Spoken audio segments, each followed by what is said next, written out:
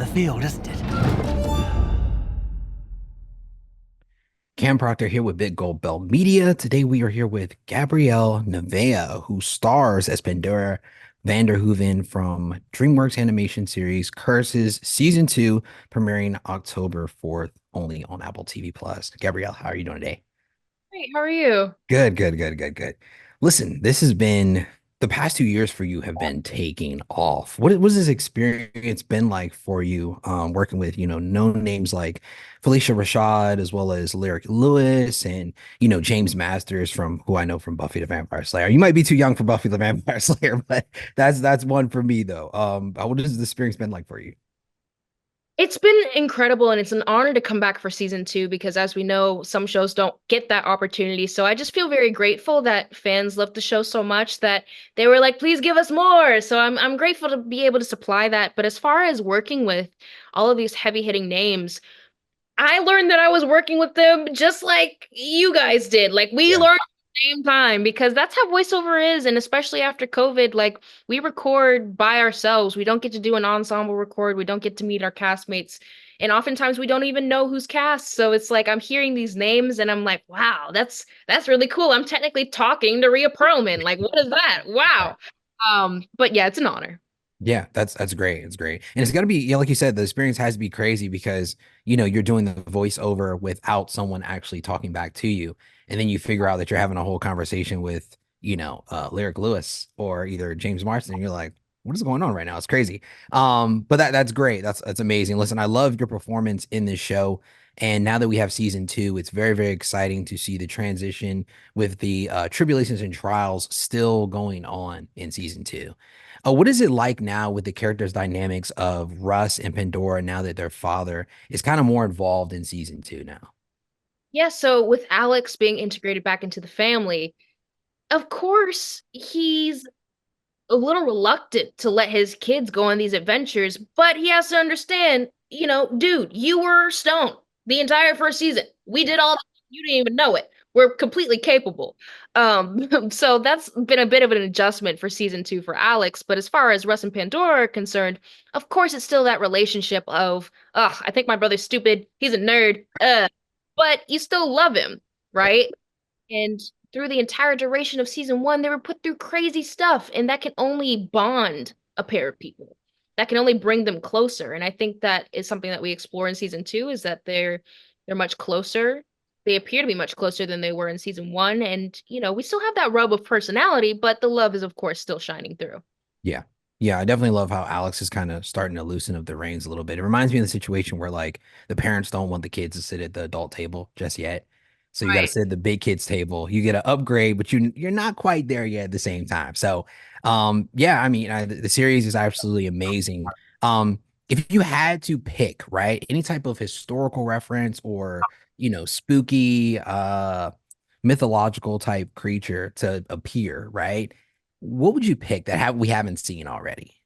Oh, if I could pick anything, uh, can I pick something from film and TV, like Sure. another? Yeah, of course, of course. It's up to you. So I would love to, even though our artifacts, some of them come to life. Mhm. I don't know if you've seen Night at the Museum. Yeah, yeah, Tablet. I've always been yeah. fascinated with something like that in curses. I feel it would be very fitting. Oh I yeah, feel brand for them. I feel like they would Pandora and Russ and the entire Vanderhooven family would totally survive the Night at the Museum world because that's essentially their world. So I think that's something that would kind of fit in. yeah, yeah. That's a great choice. I feel like with the show like Curses, there is nothing that's out of the question. I was talking to the executive producers and creators, Jeff and Jim, and they're both telling me that, even a character like Larry, who is walking with hair legs, doesn't make sense, but it works, right? It's just it looks good though aesthetically on camera. So I think that's crazy. A few years back, or about a year or two back, you got to actually call a NFL game, right, on Nickelodeon. This is a little bit off topic. If you had to choose another type of sport or, dabbling back in broadcasting, what would you be able to choose for that? You know, I always tell my friends, and maybe it is, but I'm not aware of it. Mhm. If air hockey were an Olympic sport, I would be a gold medalist. So I would love to call an air hockey game. I have no idea what that would look like. I have no idea how in the world that would exist, but I just think that would be so fun. And I think that's just so offbeat and it's just so me. But a sport that exists, I would like to dabble in basketball. I enjoy basketball. Yeah, yeah. I think not only NBA but also WNBA is really on the takeoff right now, and I think they need more voices out there, and you're the young voice of choice right now, which I can only hear Pandora when you talk right now, which is obviously crazy. So that's just how much your character or your personality really pours into this character. How much would you say of the character Pandora you actually see yourself though? It's interesting because from a family perspective, I haven't really gotten many opportunities to play a part where it's deliberately a biracial family and that's showcased on screen. Right. So that really drew me to Pandora was that she's a biracial kid, Mhm. and seeing that in the breakdown for the audition, it's just something different about it. It's just something different about seeing that and being represented in that way.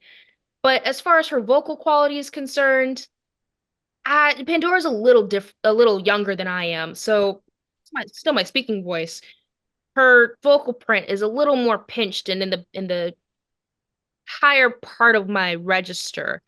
Uh, and that also comes from Curses being an adventure horror comedy. We're screaming a lot. Things are tense. So eh, Pandora kind of comes from my own comedy and my own wit and my own perspective of when I get scared, I usually make a joke to try and combat that. And we kind of see that with Pandora and her personality. Yeah. Yeah. Would you say that do you have very much space to kind of recreate, I guess, with the script as far as, are the directors very like, this is what we need you to say, or do you kind of get to improvise a little bit? It's a little bit of both. I mean, season one, I was 1,000,000% kind of scared to improv because I do have a comedy background and I knew that this was more of a horror project because comedy wasn't necessarily in the tagline for my initial audition. So I was like, I want to be the vessel to tell the story that you're trying to tell. And if comedy is a part of that, great. If it's not, totally cool with it. But they were like, we want to feel your personality. Like we want you to feel, a little looser. Just, give us what you got. So that was kind of the process with Pandora was, yes, a lot of it was still on the page and they did a really great job of writing her to be spunky and to be funny and to have these smart little quips here and there. But at the same time, they gave me space to interject my own personality. Yeah. Yeah, and it definitely shines through. Like you, I am really, really excited for people to see season two. I think it's going to take off and can't wait to get season three at this point. Everybody at home, make sure you check out DreamWorks Animation Curses season two that's premiering October 4th, only on Apple TV Plus. Gabrielle, thank you so much for taking the time to talk to me today. Thank you so much. Nice to meet you. You as well.